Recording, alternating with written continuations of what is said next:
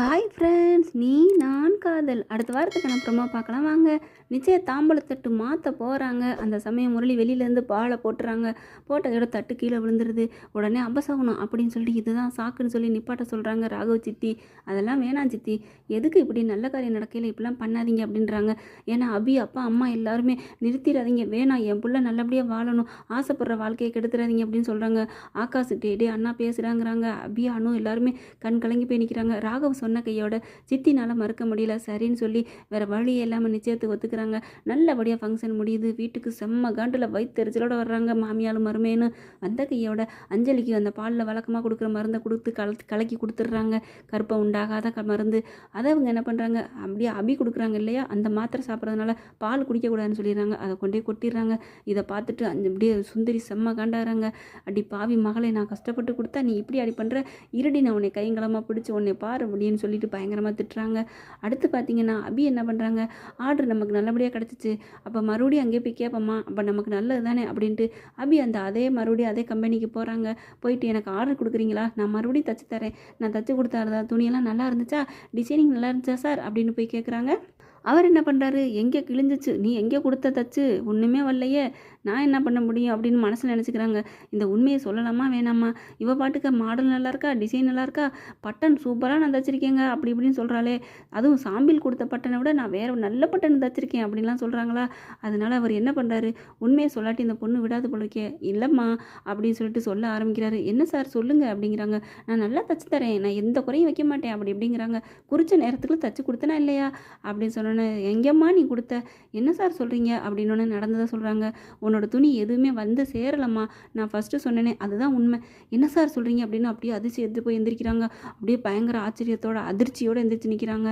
ஆமாம்மா, நீ ஒன்று தச்சது ஒன்று கூட வரல, அப்புறம் எனக்கு காசு கொடுத்தீங்களே அப்படிங்கிறாங்க. அது எல்லாமே நீ கூட வந்தீங்களே ராகவ் இண்டஸ்ட்ரீட் ஓனர், அவர் தான் எனக்கு கொடுத்தாங்க அப்படின்னோன்னு அப்படியே அதிர்ச்சி ஆகுறாங்க. ஆமாம்மா, நீங்கள் என்னமோ ஒரு இது முக்கியமான வேலை இருக்குது, உங்களுக்கு ஏதோ கஷ்டம் இருக்குது அப்படி இப்படின்னு சொன்னாங்க, உங்களுக்கு நானாச்சு 2 நாள் ஒப்படைக்கிறேன், அதுக்கப்புறம் உங்களுக்கு நான் எல்லாம் பண்ணிக்கிறேன், அதுக்கப்புறம் நீங்கள் காசு தந்தால் போதுன்னு சொல்லி அவர் தான் பணம் கொடுத்தாரு அப்படின்னு சொன்னோன்னே அப்படியே ஒடிஞ்சு போயிடுறாங்க. அப்போ அடுத்தவங்க தயவால் தான் எங்கள் அக்கா நிச்சயத்தை நடந்துச்சா அப்படின்ட்டு அங்கேருந்து வர்றாங்க. வந்த கையோட ராகவுக்கு ஃபோன் அடிக்கிறாங்க. கொஞ்சம் வாங்க, உங்களை நான் பார்க்கணும் அப்படின்னு தனியாக வர சொல்லி மீட் பண்ணுறாங்க. என்ன அபி, எதுக்கு என்ன வர சொல்கிறேன் அப்படிங்கிறாங்க. நான் பார்க்கணும் வாங்க அப்படின்னு சொல்லிட்டு கிளம்புறாங்க. உடனே முரளி கண்ணில் பட்டுருது. என்னது அபி வர சொல்லி போகிறானே, எதுக்கு வர சொல்கிற அப்படின்னு பின்னாடியே ஃபாலோ பண்ணிட்டு வராரு. அபியை போய் பார்த்து பேசுகிறாங்க. என்ன அபி, எதுக்கு வர சொன்னேன் அப்படின்னு ஓன்னு அழுகிறாங்க. எதுக்கு அழுகிற அப்படின்னா, இப்படி எனக்கு ஒரு துரோகம் பண்ணிட்டீங்களே, நான் உனக்கு துரோகம் பண்ண என்ன பண்ணேன், நீங்கள் பாரு லூஸ் மாதிரி பேசாமல் என்னன்னு சொல்லு அப்படிங்கிறாங்க. அழுகாத நிப்பாட்டு அப்படின்னு அழுதுகிட்டே இருக்காங்க. எனக்கு கடங்காரி ஆகிட்டீங்க, என்னை சொல்லுக்காரி ஆகிட்டீங்க, என்னோட கௌரவத்தை நீங்கள் இப்படி குலைச்சிட்டீங்க அப்படி அப்படிங்கிறாங்க. என்ன ஆச்சு அப்படின்னா, நீங்கள் தானே பணம் கொடுத்தீங்க, அந்த ஓனருக்கு வந்து நான் தச்சு கொடுத்தது எதுவுமே போகலாமே அப்படின்னு. ஆஹா, சொல்லி கொடுத்துட்டானா, போட்டு கொடுத்துட்டானான்ட்டு. இல்லை அபி, இல்லை நீங்கள் இல்லைன்னா மழுப்பாதீங்க, ஐயா அவர் ஏதாவது சும்மா சொல்லியிருப்பார், அவர்லாம் சும்மா சொல்லலை, நான் நேரடியாக போயிட்டேன், எல்லாமே கேட்டேன், நீங்கள் தான் கொடுத்தீங்களாமே. சரி இப்போ என்ன இதில் என்ன இருக்குது துரோகம், பின்ன துரோகம் இல்லையா, நான் என்னோட சொந்த உழைப்பில் எங்கள் அக்காவுக்கு பண்ணலான்னு நினச்சேன், இப்படி பண்ணிட்டீங்களே, என் பேரை கெடுத்துட்டீங்க, என்னோட வந்து சுயமரியாதை நீங்கள் வந்து கெடுத்து விட்டீங்க அப்படி இப்படின்னு அழுகுறாங்க. அப்படி லூஸு அப்படின்னு சொல்லிட்டீங்க, பாரு அப்படி இங்கே பாரு, நான் சொல்கிறத கேளு அப்படின்னுட்டு. இப்போ என்ன நல்லது நடந்தா கெட்டது நடந்தா, நான் பண்ணதில்லை, நல்லது தான் நடந்துச்சு, அப்போ சந்தோஷமாயிரு, ஏன் இப்படி பண்ணுற அப்படிங்கிறாங்க. உங்கள் அக்கா நிச்சயத்தை நின்றா என்ன ஆயிருக்கும்னு நினச்சிப்பாரு, இப்போ நான் மட்டும் கொடுக்கலைன்னா அவங்க பணம் கொடுத்துருக்க மாட்டாங்க, நீ என்ன பண்ணியிருப்ப, கௌரவம் இல்லாமல் இந்த கல்யாணம் வேணாம், நிச்சயத்தை வேணாம் அப்படின்னு சொல்லி எங்கள் சித்தியும் படுத்தி எடுத்திருப்பாங்க. அவங்க எப்படா அப்படியே சாக்குன்னு நினச்சிட்டு இருக்காங்க, எதுலடா ஒன்று கிடைக்காதா டக்குன்னு அதை பிடிச்சி அமைக்கலாம் அப்படின்னு பார்க்குறாங்க.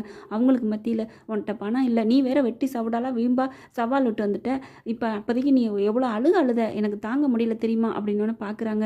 நம்ம அழுதது இவருக்கு தாங்க முடியல அப்படிங்கிற மாதிரி. அதுக்கப்புறம் சொல்கிறாங்க, இங்கே பாரு, நீ உனக்கு வந்து ஃபீலாக நினச்சின்னா இந்த பணத்தை நீ திருப்பி கொடுத்துரு அப்படின்னு சொன்ன உடனே அப்படியே சந்தோஷம் பார்க்குறாங்க. அப்போ நான் கொடுத்தா திருப்பி வாங்கிக்குவீங்களா, கண்டிப்பாக நான் வாங்கிக்கிறேன், நீ கடனாகவே நினச்சிக்கா அபி, நீ வந்து என் காசில் நீ நிச்சயம் நடந்துச்சு அப்படின்னு நீ நினைக்காத, உன்னோட காசில் உன் உழைப்பில் நடந்துச்சுனே சொல்லு, சும்மா நான் கொடுக்க முடியுமா, நீ உழைச்ச பொருள் இங்கே போய் சேர்ந்துடும், கண்டிப்பாக அந்த காசு வந்துடும், நீ எனக்கு கொடு, இல்லையா நீ கடனாகவே நீ உழைச்சி கொடு அப்படிங்கிறாங்க.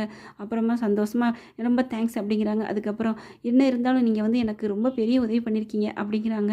அதைத்தான் நானும் சொல்கிறேன், உனக்கு நான் நல்லது தான் பண்ணியிருக்கேன் அபி, அவங்க 2 பேரும் சந்தோஷமாக இருக்கணும், அணுவும் ஆகாசும் என்றைக்குமே நல்லா இருக்கணும், எனக்கு என் ஆகாஷ் நல்லா இருக்கணும், அதுக்காகத்தான் நான் பண்ணேன் அபி, அதை விட நீ அழுத பாரு, அன்னைக்கு அழுதது என்னால் தாங்க முடியல அபி அப்படின்னு சொன்னோன்னே அப்படியே ஓடி வந்து கட்டி பிடிச்சிக்கிறாங்க. ரொம்ப தேங்க்ஸ் சார் அப்படிங்கிறாங்க. உங்கள நான் என்னென்னமோ நினச்சிட்டேன். தகுந்த நேரத்துக்கு எனக்காக உதவி பண்ணியிருக்கீங்க. வேற ஒருத்தவங்க தான் இந்த மாதிரிலாம் பண்ணவே மாட்டாங்க. விடு அபி, எல்லாமே நன்மைக்கு தான். எல்லாம் எனக்கும் சுயநலம் இருக்குது. என் தம்பிக்காகவும் தான் பண்ணினேன் அப்படிங்கிறாங்க. இருந்தாலும் இந்த மாதிரி யாரும் பண்ண மாட்டாங்க அப்படின்னு சொல்லி இறுக்கிய கட்டி பிடிச்சிக்கிறாங்க.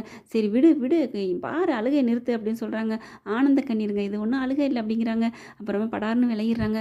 சாரிங்க, தெரியாமல் கட்டி பிடிச்சிட்டேன் அப்படிங்கிறாங்க. அதனால் என்ன, ஒன்றும் பிரச்சனை இல்லை, நீ விடு அப்படின்ட்டு நீ தைரியமாக இரு. விடு அபி, நீ வந்து ஒரு குற்ற உணர்வாகவே நீ நினைக்காத, நீ தைரியமாக இரு. அடுத்து கல்யாணத்துக்கான ஆயத்தங்களை நீ ஏற்பாடு ஆகு, ரெடி ஆகு அப்படிங்கிறாங்க. சரி அப்படின்னு சொல்லி கண்ணை தொலைச்சிக்கிறாங்க. இதெல்லாம் வேடிக்கை பார்த்துட்டு இருக்க முரளி என்ன ஆவார், அப்படியே டமான்னு வெடிக்காமலே இதயம் வெடிச்சு போயிருக்கு. அப்படியே நொறுங்கி போய் நிற்கிறாங்க. என்ன பண்ணுறதுன்னு தெரியல. இதுங்க எப்போ ஒன்று சேர்ந்துச்சுங்க, இது என்ன அப்படியே கூடி கும்மாளம் போடுற மாதிரி இருக்குது. காதலில் விழுந்து பின்னி பிணைஞ்சு பெடல் எடுக்குதுகளே, ரெண்டும் கட்டி பிடிச்சிட்டு இருக்கு. ஐயோ கடவுளே, என்ன இது, டே முரளி உனக்கு ஆப்புடா, அவ்வளோதான்டா, உன் பையங்களி பறந்து போயிட்டாடா அப்படின்னு புலம்பி தள்ளுறாங்க. இப்போவே இதுக்கு ரெண்டையும் சுட்டு தள்ளிட்டு போயிடுமான்னு நினைப்போதே.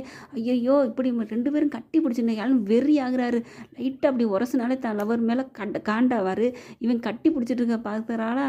அதனால் முரளி என்ன பண்ணுன்னு தெரியாமல் அப்படியே பொறாமையில் பொங்கி நிற்கிறாரு. ஓகே ஃப்ரெண்ட்ஸ், பார்க்கலாம் என்ன நடக்குதுன்னு. உங்கள் பொண்ணான கையில் ஒரு லைக்கை போட்டு சப்ஸ்கிரைப் பண்ணிடுங்க. Thank you friends.